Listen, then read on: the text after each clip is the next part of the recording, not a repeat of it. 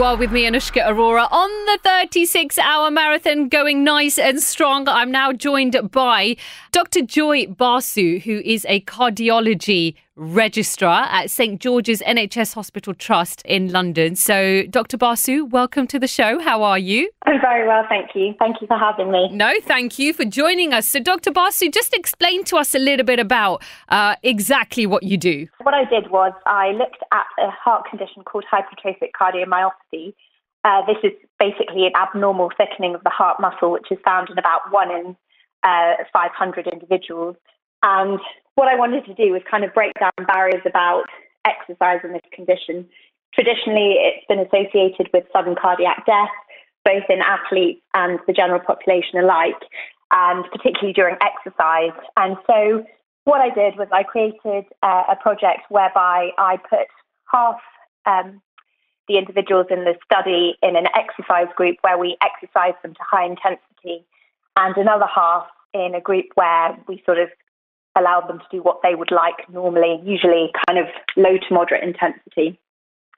And what we found at the end of 12 weeks was that those in the group that exercised at high intensity actually didn't have a higher rate of adverse events. Mm-hmm. They actually improved their exercise capacity significantly, decreased their cardiovascular risk, and actually had improved anxiety and depression scores compared to the control group. So overall, although it was a small study and we need to do further work in larger study, this was quite a promising set of results and we were really happy with it. Yeah, for sure.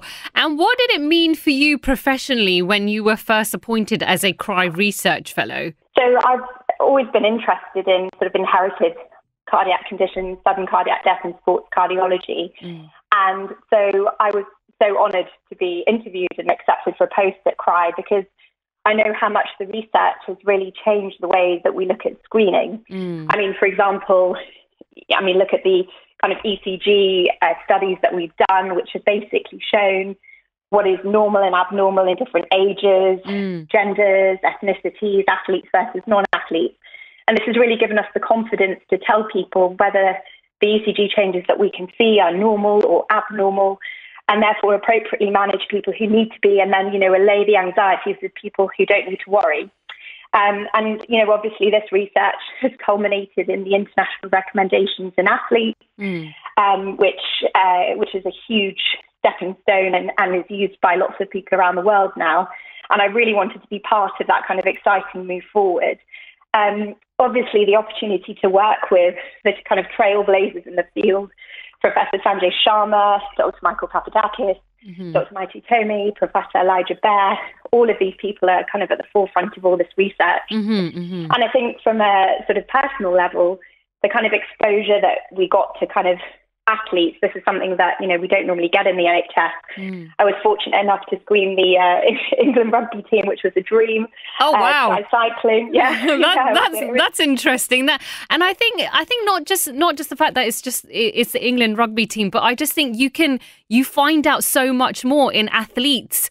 So you've got that comparison that you can make, which I think is incredible, the work that you do.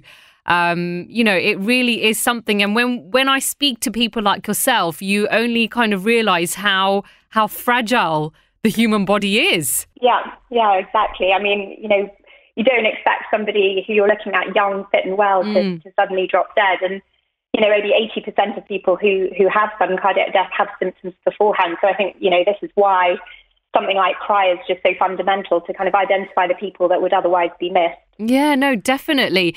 And what do you think that you learn the most from your time and training with CRY? I know this is such a big question because there's so much that you learn day in and day out, but is there anything specific that you can pinpoint for us? So I would say professionally, obviously, the exposure to the kind of, approach to sudden cardiac death, inherited heart conditions and sports cardiology, obviously, and the research, being able to conduct my own research and sort of further that field. But also personally, I think meeting all the bereaved families and seeing how we fit, all of this into the wider context of what this means was actually probably the most valuable thing I took away. I really think about every day, how is this really going to affect people? And I think this is an area where, we can really make a change.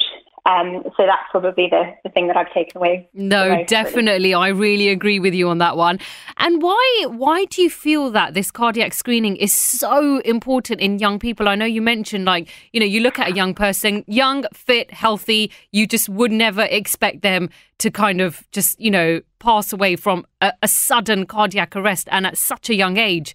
So just stress the importance for me as to why these cardiac screenings are vital. Most of these young individuals wouldn't qualify for sort of NHS assessment because, people who have family histories, who have, a history of sudden cardiac death in the family and symptoms, they're the people that get looked at, not these individuals. And just from my own personal experience, when I was doing a screening quite early on, I saw the benefits of it firsthand. I was screening a young boy. He had an abnormal ECG. We did an echocardiogram on the day and actually diagnosed him pretty much with 90% certainty with a heart condition called arrhythmogenic right ventricular cardiomyopathy.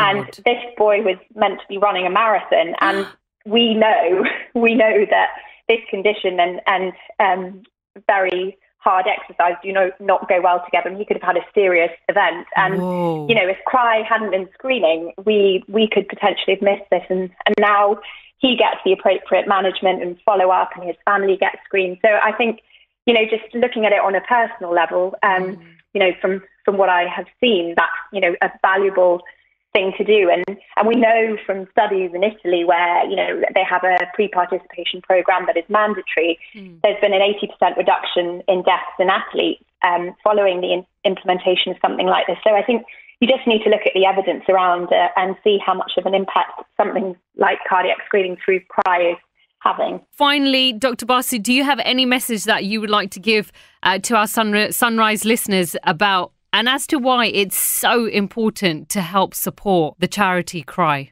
Particularly this year, COVID has completely sort of decimated many charitable foundations and things like that because they just don't have the funds coming in. And I think, in order to keep on with this screening, the bereavement support and the funding of this important research, and I am, eternally grateful for the opportunities I've had and the experience that I've gained. And I can use this, in different parts, all of the fellows have gone to different parts of the country and we can spread the message. And, really on a personal level, without Heather Reid, who actually funded my study through the Alex Reid Memorial Fund, I wouldn't have been able to conduct this research. So I think, I'm living proof that this charity is definitely worth investing in because we're able to see the kind of impact that CRY has had, not only for me, but, on a wide level for everyone else in the wider research and screening that it has done. Oh, that is lovely, Dr. Basu. Here you are, saving lives. And honestly, I can only say thank you. Thank you for all the work and all the very, very hard work that you guys are continuing to do over the years, everything that you've done and that you continue to do. Thank you for saving lives. Thank you very, very much. Oh, thank you for having me. Thank you, Dr. Basu. You look after yourself, all right? And we'll speak to you soon. Bye. Take care. Bye-bye. Sunrise Radio.